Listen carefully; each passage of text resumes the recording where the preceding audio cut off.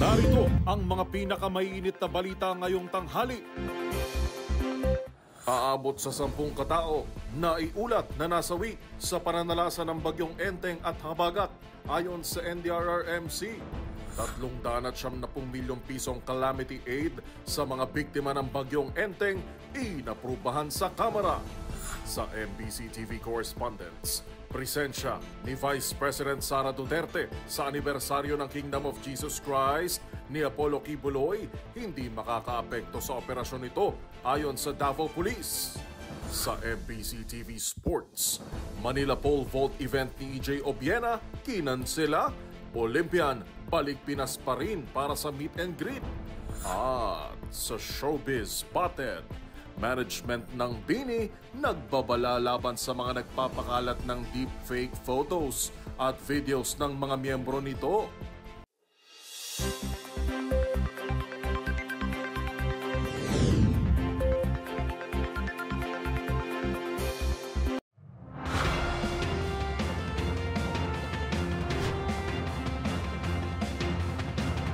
Bawat balita, makabuluhan. Bawat kwento, makapangyarihan. Boses ng Pilipino para sa Pilipino. Live mula sa MBC TV Studio. MBC TV Network News.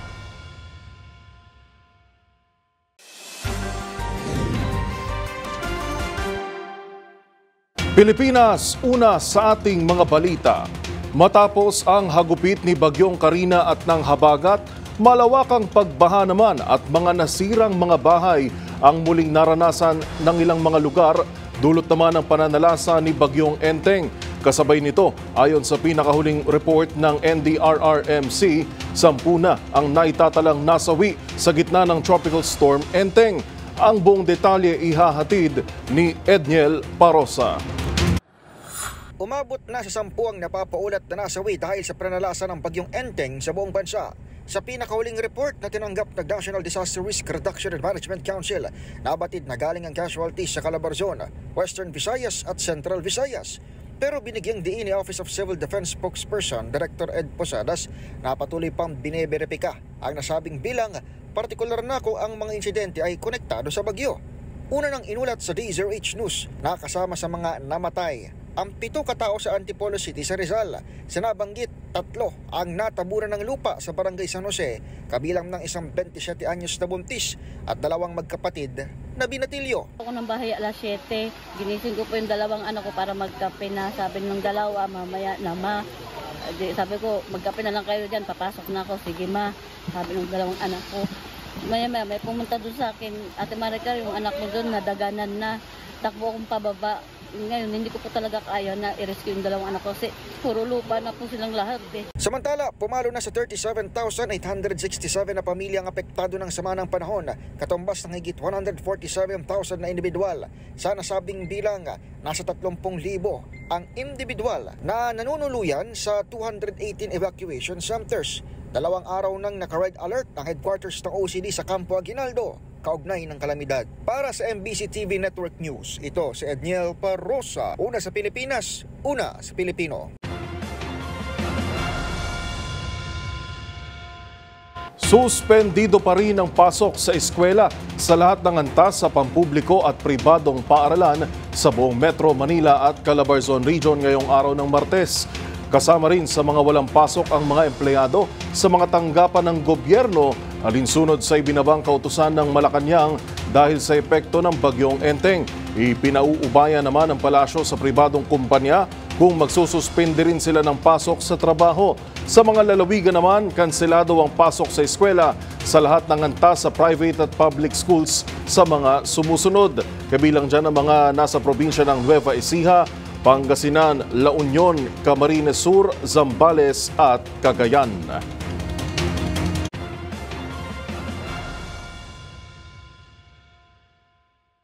Samantala, aprobado na ni House Speaker Martin Romualdez ang pagpapalabas ng nasa 390 million pesos halaga ng tulong pinansyal na ipamamahagi para sa mga nasalanta ng Bagyong Enteng.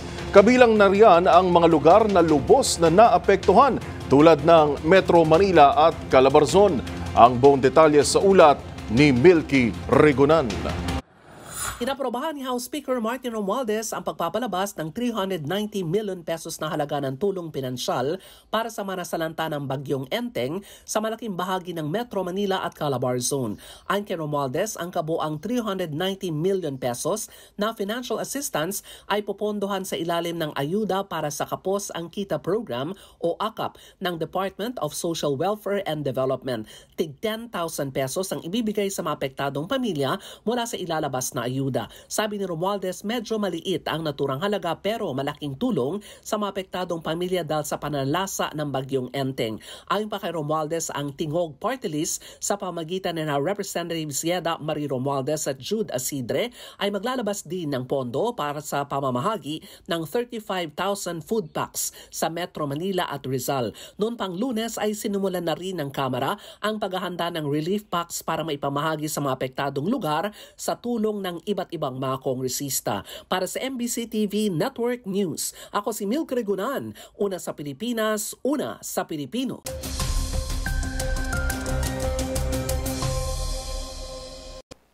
Pilipinas, muling lumakas ang bagyong Enteng habang binabagtas nito ang katubigan sa kanluran ng Ilocos Norte.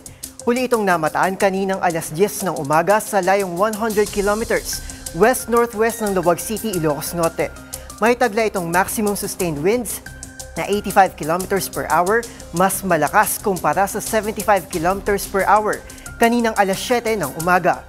Bunsod nito, nakataas pa rin ang storm signal number 2 sa mga sumusunod na lugar sa western section ng Ilocos Norte at northern portion ng Ilocos Sur, habang nakataas naman ang storm signal number 1 sa nalalabing bahagi ng Ilocos Region, halos buong Cordillera Region, maliban sa Ifugao. Gayon din ang western section ng Cagayan, kasama ang Fuga at Dalupiri Islands. Sa susunod na 3 oras, iba yung pag-iingat din laban sa banta ng malalakas na ulan at bugso ng hangin, partikular na sa Zambales at Bataan dahil po yan sa sanib-puwesang epekto ng habagat at bagyong Enteng. Samantala, batay sa pinakahuling pagtaya ng Pag-asa, tinatayang lalabas na ng Philippine Area of Responsibility ang bagyong Enteng bukas ng umaga bago tumungo at mag-landfall sa southern mainland China. Yan ang pinakahuling balita kaugnay ng bagyong Enteng. Para sa MBC TV Network News, ako si Arnold Herrera. Una sa Pilipinas, una sa Pilipino.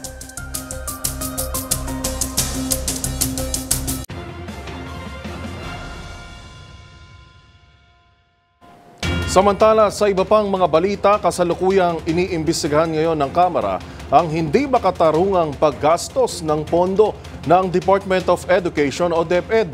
Ito'y matapos na sabihin ni DepEd na mayroon pang higit 1.5 milyon na mga gamit na 4 na taon na umanong nakatenga sa mga warehouse at maging mga nabubulok na pagkain na hindi na ipamahagi. Narito ang ulat ni Kyle Bulyas. Mula sa higit 11 bilyong pisong pondo para sa laptop, libro at iba pang learning materials, tanging 2 bilyong piso lamang ang nagamit ng Department of Education noong 2023. Ito ang kinwestiyon sa pagdinig ng Kamara sa proposed budget ng DepEd para sa 2025 kahapon. Paliwanag ni DepEd Director for Information and Communications Technology Service Ferdinand Pitagan, nakatuon sila sa paggastos ng pondong nakalaan noon pang 2022. Dahilan para questionin ang pagre-request pa nila ng pondo para sa taong 2023. Ayon naman kay DepEd Secretary Sunny Angara, mayroong higit 1.5 milyong kagamitan ang 4 na taon nang nakatenga sa Carmona at iba pang warehouse. Dahil dito, sinabi ni Teachers Dignity Coalition National Chairman Benjo Basas na dapat may mapanagot sa kapabayaan ng kagawaran ng edukasyon. Ayon kay Basas, noong pandemya pa idinadaing ng mga guro sa iba't ibang panig ng bansa ang kakulangan sa gamit para maisagawa ang online at modular classes, pero may mga kagamitan naman pala ang DepEd. Bukod dito, ilang bilyong halaga rin ng mga pagkain ng hindi na ipamigay at may mga nangabulok na rin na para sana sa mga school feeding program. Ang problema rito talaga, distribution di ba? Biruin mo na bulok, no? Na hindi may pamimigay sa ating grabe. Mga bata. And yet,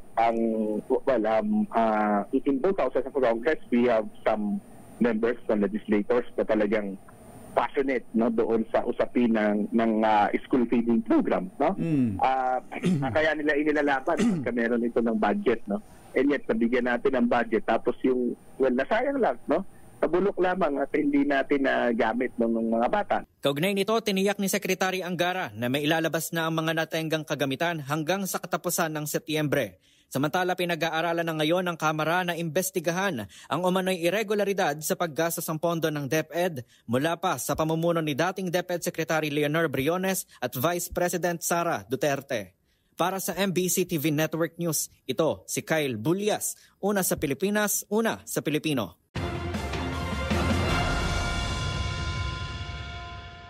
Sa kaugnay na balita, hindi hihirit ang DepEd ng kontrobersyal na confidential funds. Ito ang sinabi ni Education Secretary Sani Angara sa pagdinig ng House Committee on Appropriations sa panukalang pondo para sa 2025. Ayon kay Angara, bukod sa hindi kailangan, makabubuti rin aniya na iwasan na ito lalo't matapos ang kontrobersyal na inilikha nito sa panahon ni dating Education Secretary VP Sara Duterte. Paliwanag ni Angara, sakaling mangailangan ng pondo para rito, kukunin na lamang ito sa line item budget ng ahensya.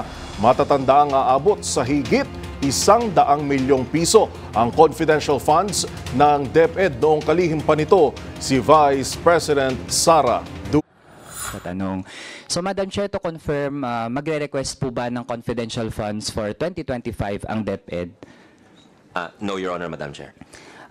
Maybe no po, bakit hindi? Ibig sabihin po ba ay hindi na nakikitaan ito ng purpose to continue and fulfill DepEd's objectives? Yun ho, kasama ho yun. Siguro hindi na rin hiningi nung predecessor namin for the last year, and for 2024, if I'm not mistaken, wala rin ho. So, and given that it is engendered, medyo naging controversial siya, mabuti na rin umiwas ho, siguro, Your Honor, at hingin na po yun sa line item kung may mga pangangailangan po ang departamento. Thank you.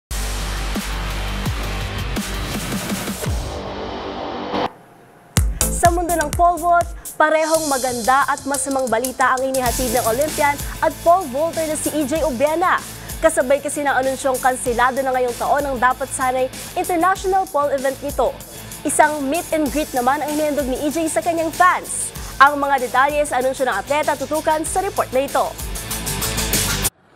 Kansilado na ang international pole event na nakatakda sanang ganapin sa Pilipinas sa paparating na September 20. Yan ang anunsyo ni Filipino pole vaulter EJ Obiena kasunod ng natamong inindang injury sa nagdaang pole event. Magugunitang marami ang nakaabang sa naturang Manila Meet.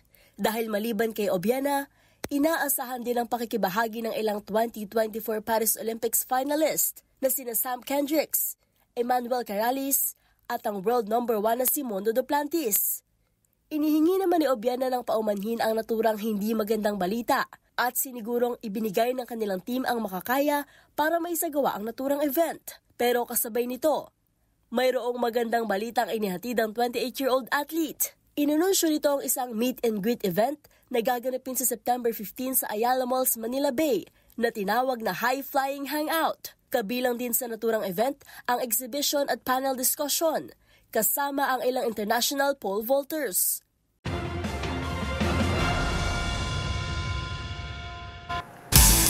Sa aming pagbabalik, Pinoy para swimmer na si Ernie Gawilan nakuha ang ika-6 na pwesto sa finals ng 2024 Paris Paralympics.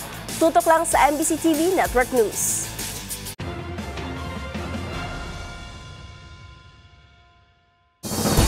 Narito pa ang mga balitang dapat niyong abangan.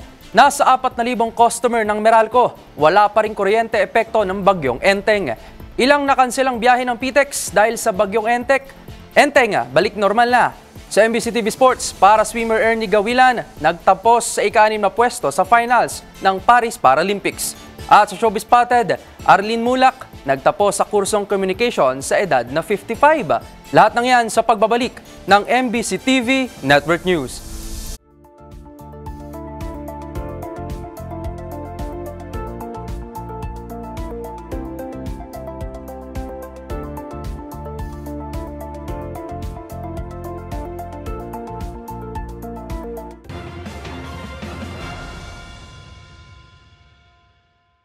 Wala pa ring kuryente ang higit 4,000 customer ng Manila Electric Company o Meralco Epekto pa rin yan ng pananalasa ng bagyong Enteng.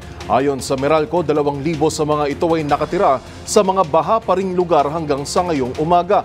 Karamihan sa mga naturang apektado ay mga taga Cavite, Metro Manila at Rizal. Humingi naman ng pangunawa si Meralco spokesperson Joe Zaldariaga, lalo pat kailangan din umanong isaalang-alang ang kaligtasan ng kanilang mga tauhan. Tiniyak naman ni Zaldariaga ang paspasang pagkukumpuni ng Meralco sa mga nasa lantang lugar.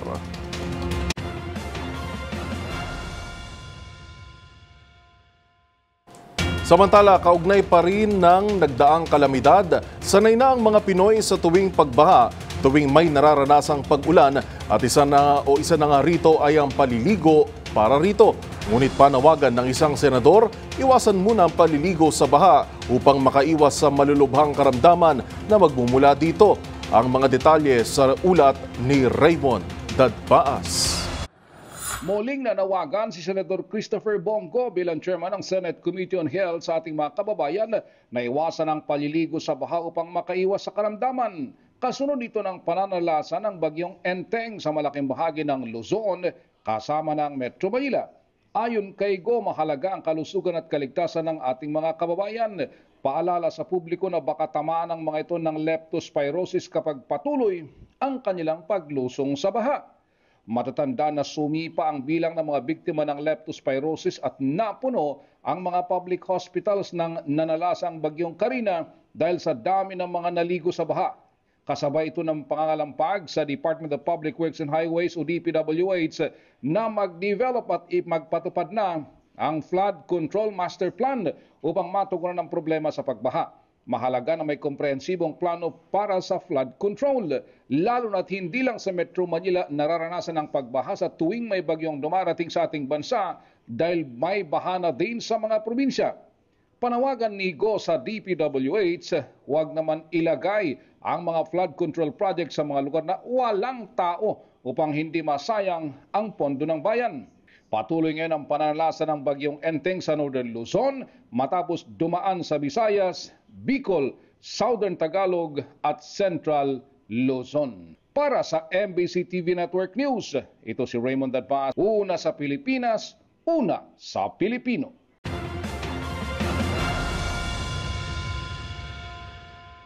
Samantala, abiso naman para sa ating mga biyahero. Balik operasyon na mga biyahe sa Parañaque Integrated Terminal Exchange o PITX na kinansela bunsod ng pananalasa ng Tropical Storm Enteng. Kung ano pang mga ruta ang binuksan na, alamin natin sa live report ni Giselle Ricafort. Giselle. Yuel, balik na sa operasyon ang ilang nakansilang biyahe sa Parañaque Integrated Terminal Exchange ngayong araw matapos manalasa yung bagyong Enteng. Ayon dito kay Kiling Talbasa, Senior Corporate Affairs Officer ng terminal, nag-resume na ang biyahe ng Kiltranco na patungong Cagayan de Oro kaninang 8:30 a.m. Gayun din yung biyahe ng DMS patungong Davao City kaninang alas 9 ng umaga at mamaya namang alas 2 ng hapon. Balik biyahe na rin ng Silver Star Pamaasin City sa Eastern Visayas kaninang alas 11:30 ng umaga at ang biyahe ng Kiltranco na pa Davao City ngayong 12 p.m. at 5:30 p.m. Kasama rin ang biyahe ng Eastern Gold Trans pa Dinagat Island kaninang 9:30 a.m. Patatandaan kahapon 12 biyahe sa Parañaque Integrated Terminal Exchange yung nakansela dahil sa paghagupit ng bagyong Enteng. Para sa MBC TV Network News, ito si Giselle Ricafort para sa DZRH, una sa Pilipinas, una sa Pilipino. Maraming salamat, Giselle Ricafort.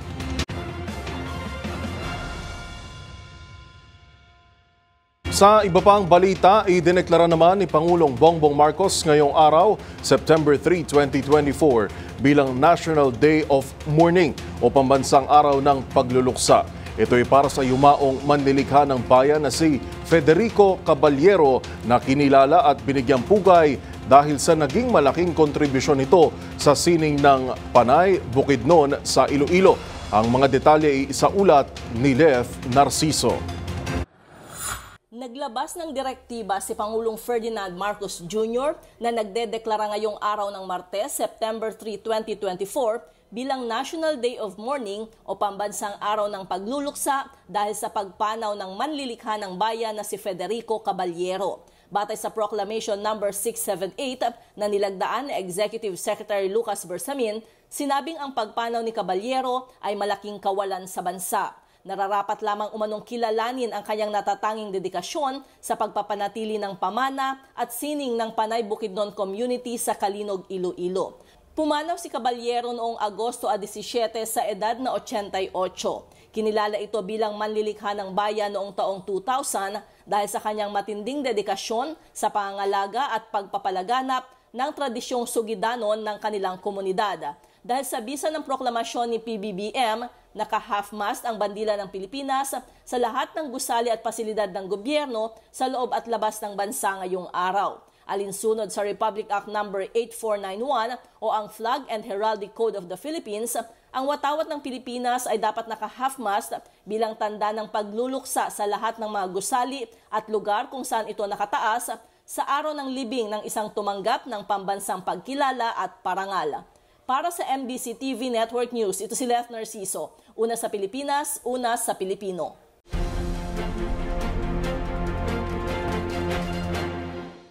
Patay naman ang dalawang babaeng sakay ng motorsiklo sa Sampaloc, Maynila kaninang umaga. Ayon sa inisyal o base sa inisyal na investigasyon, nawalan umano ng kontrol ang driver dahil sa bilis ng takbo nito na sinabayan pa ng malakas na pagulan. Narito ang ulat ni Boy Gonzales. Nasawi ang dalawang babaeng sakay ng motorsiklo matapos na maaksidente sa bahagi ng pagbaba ng Nagtahan Bridge sa Lacson Avenue, kanto ng Tuason Street sa Sampaloc, Maynila, Martes ng umaga.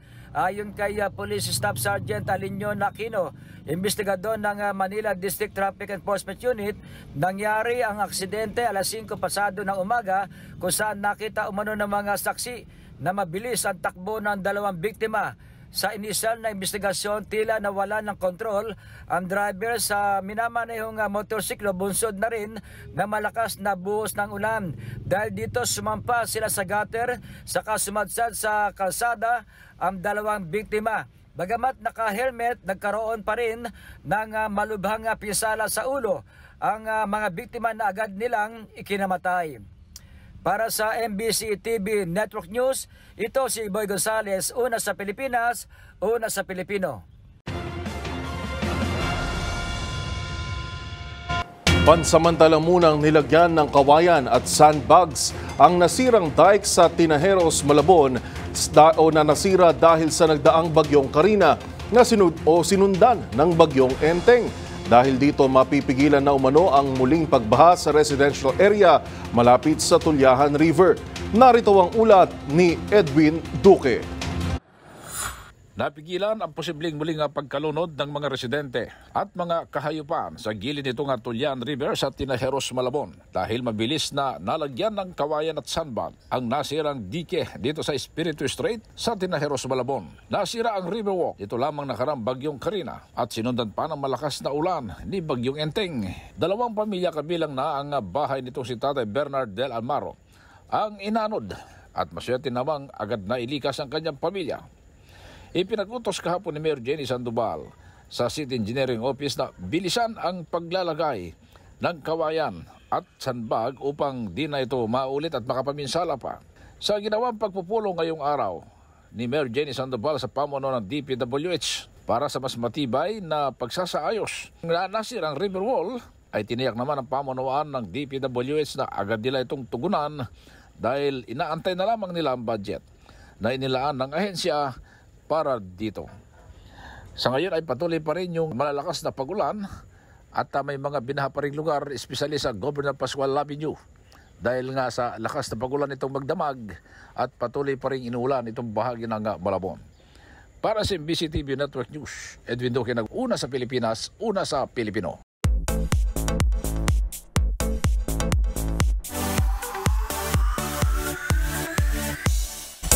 Bumuhos ang pagbati sa tagumpay na nakamit ng aktres na si Arlene Mulak. Sa edad kasing 55, proud itong nagtapos sa kolehiyo.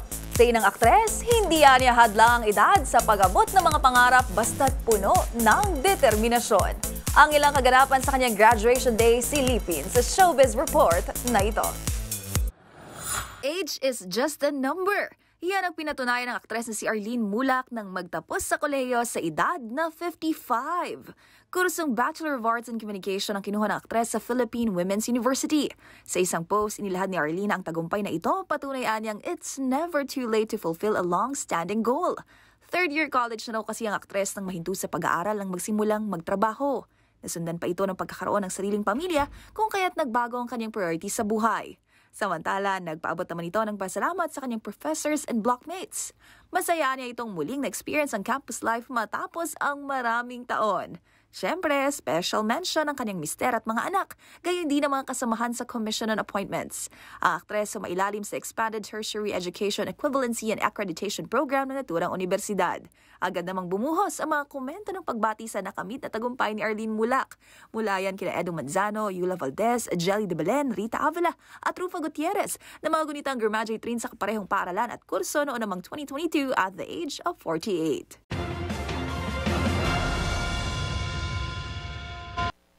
At sa aking pagbabalik, may babala ang management ng Nations Girl Group na BINI laban sa mga nagpapakalat umano ng deepfake photos and videos ng mga miyembro. Manatiling nakatutok dito lang sa MBC TV Network News, PRV.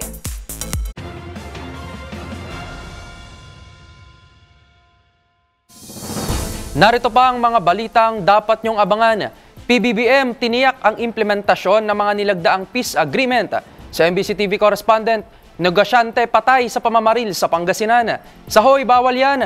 Parusa sa mga nagkakabit ng jumper na kuryente. Alamin sa MBC TV Sports. Para swimmer Ernie Gawilan, nagtapos sa ika-6 na pwesto sa finals ng Paris Paralympics. At sa Showbiz Spotted, management ng BINI nagbabala laban sa mga nagpapakalat ng deepfake photos and videos ng mga miyembro nito.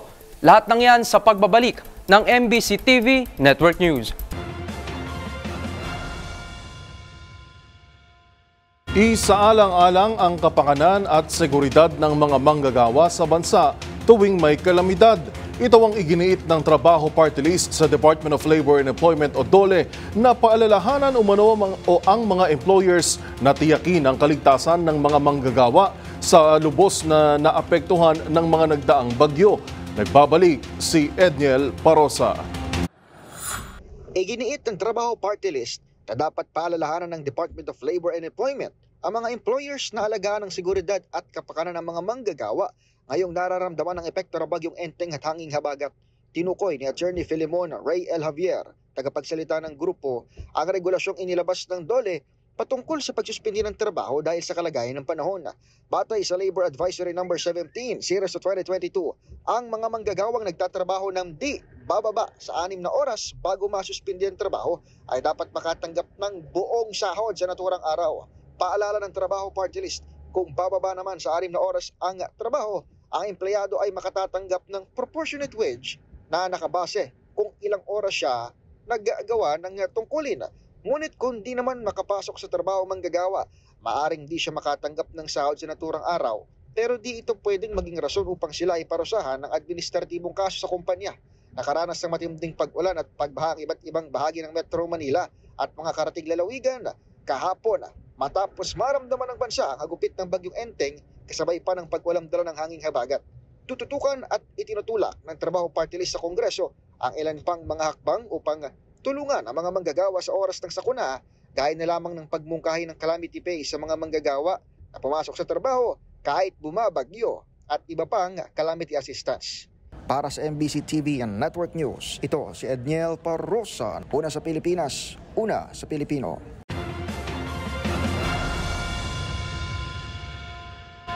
Nananatili umanong prioridad ng kasalukuyang administrasyon ang pagpapanatili ng kapayapaan lalo na sa Bangsamoro Region. Ito ang tiniyak ng Pangulo na nilagdaan itong peace agreement kasabay ng pagbubukas ng 2024 National Peace Consciousness Month. Narito ang ulat ni Rose Babiera. Tiniyak ni Pangulong Bongbong Marcos na nakatutok ang kanyang administrasyon sa implementasyon ng mga nilagdaang peace agreement at makakaasa na mailulunsad ang lahat ng ito sa loob ng kanyang termino. Sa pagbubukas ng 2024 National Peace Consciousness Month at pag-alala sa ika-28 anibersaryo ng Final Peace Agreement sa Moro National Liberation Front o MNLF, sinabi ng Pangulo na nananatiling prioridad ng pamahalaan ang pagpapanatili ng kapayapaan, lalo na sa Bangsamoro Region. Rest assured that you can depend on this administration to implement all signed peace agreements for the security, the inclusive progress, and stability not only in Mindanao, but throughout our country. Sa kanyang talumpati, dumulog si PBBM sa MNLF at iba pang stakeholders sa BARM na tulungan ng pamahalaan na siguruhin na payapa at maayos na mairaos ang kauna-unahang parliamentary election sa rehiyon sa susunod na taon. Pagbabahagi rin ng Presidente ang mga nasimulang peace processes kasama ang Revolutionary Organization gaya ng MILF, Cordillera Bodong Administration, Cordillera People's Liberation Army at Kapatiran ay nasa advanced stages na ng implementasyon. Dagdag pa rito sa isang panayam kay Presidential Advisor on Peace, Reconciliation and Unity Secretary Carlito Galvez Jr. Sinabi ng kalihim na positibo siya na maipapanalisan na ng gobyerno ang peace agreement sa Communist Party of the Philippines, New People's Army at National Democratic Front o CPP-NPA-NDF. Malakas ang paniniwala ni Galvez na maisasakatuparan ito bago matapos ang termino ni PBBM na una nang nakipagkasundo sa mga nasabing grupo na mas pabor ito sa payapang negosasyon. Para sa MBC TV Network News, ito si Rose Babiera. Una sa Pilipinas, una sa Pilipino.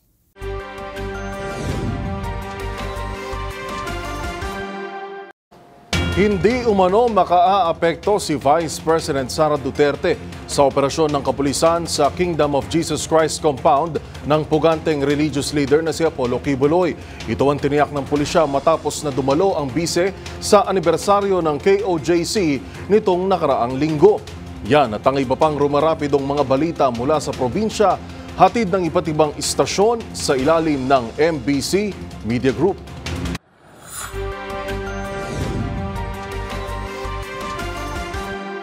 Tiniyak ng Philippine National Police na hindi makakapekto ang presensya ni Vice President Sara Duterte sa kanyang pagdalo sa KOJC anniversary noong linggo ng gabi sa kanilang pangkalahatang operasyon laban kay Pastor Apollo Kibuloy. Ibinunyag ni PRO11 spokesperson Major Catherine de la Rey na magpapatuloy ang kanilang paghahanap kay Pastor Kibuloy batay sa intelligence report na kanilang natanggap na nagpapatunay na nasa loob ng KOJC compound ang nasabing pastor. Nilinaw din ni Major de la Rey na sa pangkalahatan ay mapayapa ang buong rehiyon ng Davao, lalo na sa Davao City, sa kabila ng patuloy na paghahanap ng kapulisan kay Pastor Kibuloy. Samantala, kahapon ng umaga, nagkaroon ng panandali ang tensyon matapos sinarado ng KOJC members ang isa sa mga gate ng KOJC compound na ang Emerald Gate. Kaya pinilit ng kapulisan na pasukin ang main gate kung saan nakaharang mga KOJC misyonero. Ngunit nagbanta si PRO11 Director Brigadier General Nicolas Torre III na sisirain at arestuhin ang sinumang membro ng KOJC na magtangkang humarang sa mga pulis. Walang nagawa ang mga misyonero ng KOJC at binuksan na lang nila ang gate. Para sa MBC TV Network News, ito si June Suter. Una sa Pilipinas, una sa Pilipino. Umaabot naman sa 277 million pesos na halaga ng iligal na droga ang nasabat ng otoridad dito sa lalawigan ng Northern Samar. Ayon sa report ng PDEA, sa Region 8, 37 kilos ng pinaghihinalaang shabu ang nasabat.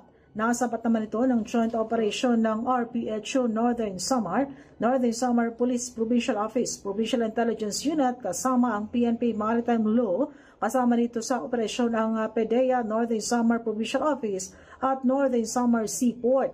Nasabat ang nasabing illegal na droga sa Barangay Hubasan, Ali, Northern Samar at nakabalot ito sa isang Chinese P-box. Ang suspect na siyang sangkot sa pagkakakumpiska ng nasabing illegal na droga, nakilala sa kanyang pangalan na si Ruel, ngunit nakatakas ito. Gayunpaman, sinampan ito ng kaso sa paglabag sa Comprehensive Dangerous Drugs Act of 2002 o Republic Act 9165 o illegal na droga.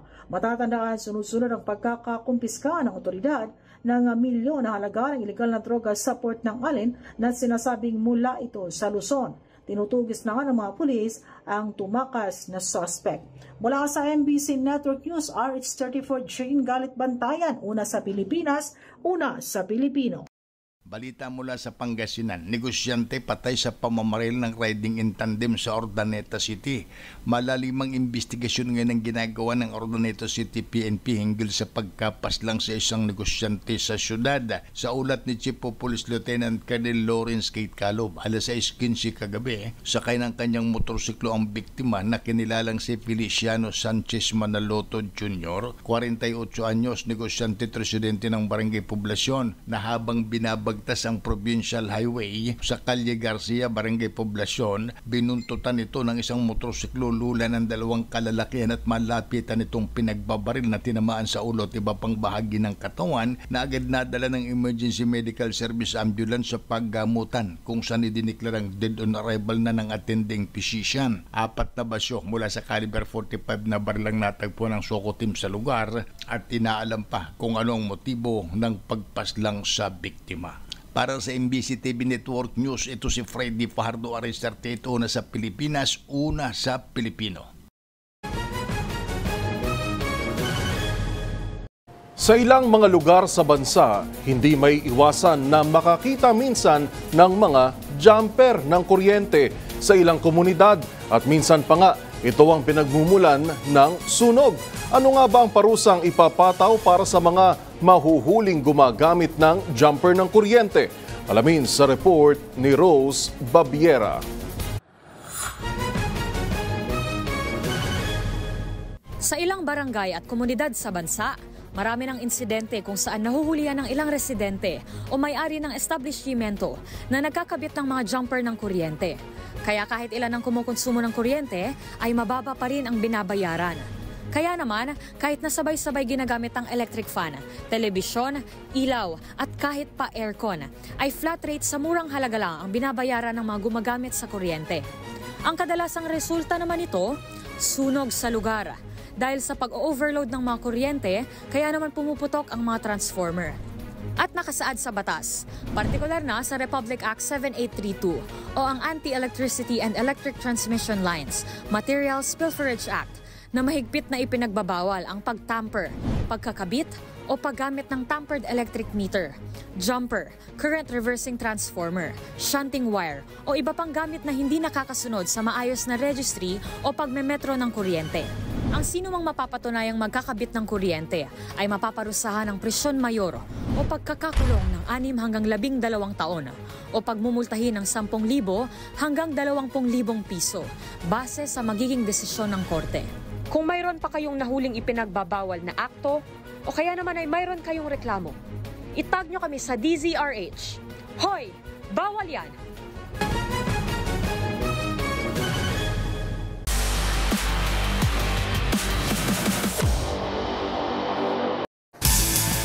Paralympics update naman tayo. Sa ikatlong pagkakataon, naging maila pa rin ang podium finish para sa Filipino para-swimmer na si Ernie Gawilan. Tuluyan na kasi nitong tinuldukan ng kanyang 2024 Paris Paralympics stint sa ika-6 na pwesto. Ang mga detalye tutukan sa report na ito. Bigong makuha ng veteran para-swimmer na si Ernie Gawilan ang sanay unang podium finish ng Pilipinas sa 2024 Paris Paralympics. Yan ay kasunod ng pagtatapos nito sa ika-6 na pwesto sa men's 400 meters freestyle S7 finals round. Nakapagtala si Gawilan ng 5 minutes and 3.18 seconds bago tuluyang tuldukan ang kanyang ikatlong Paralympic stint. Nakuha ng pambato ng Italy na si Federico Viscelli ang gold medal with 4 minutes and 38 seconds. Magugunitang noong Tokyo Paralympic Games, nagtapos din si Gawilan sa ika-6 na pwesto sa kaparehong event. Samantala, susubukan naman ng isa pang Filipino para-swimmer na si Angel Autumn na makakuha ng medalya sa pagsisimula ng kanyang kampanya sa women's 50 meters backstroke ngayong araw.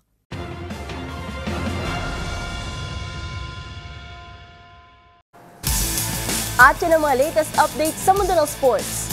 Para sa MBC TV Network News, ito si Mili Borja, una sa Pilipinas, una sa Pilipino.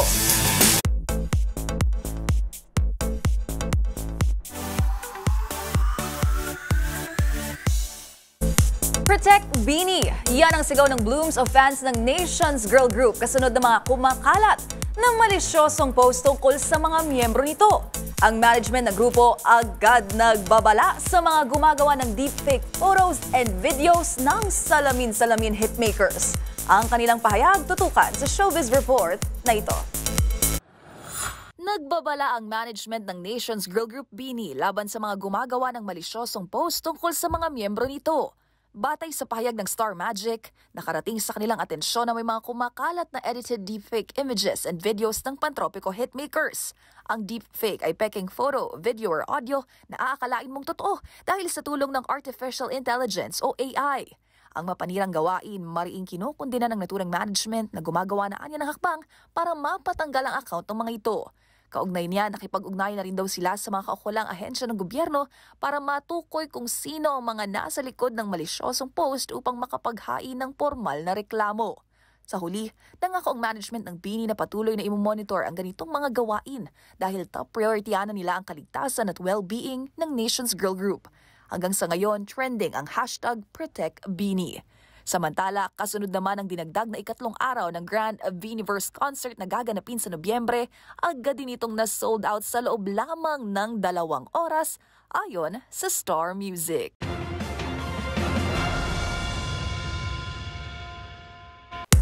Para sa MBC TV Network News, ito po ang Showbiz Angel Angelica Cosme. Una sa Pilipinas, una sa Pilipino. Balik sa'yo, Yuel. Maraming salamat, Showbiz Angel. At yan ang mga nakalap naming balita ngayong araw ng Martes. Sa ngalan ni Karen Oyong, ito po si Yuel Reyes. Magkita-kita tayo muli bukas, araw ng Miyerkules, para sa mga balitang makabuluhan, mga kwentong makapangyarihan. Hatid ang boses ng Pilipino para sa Pilipino. Ito ang MBC TV Network News. Una sa Pilipinas, una sa Pilipino.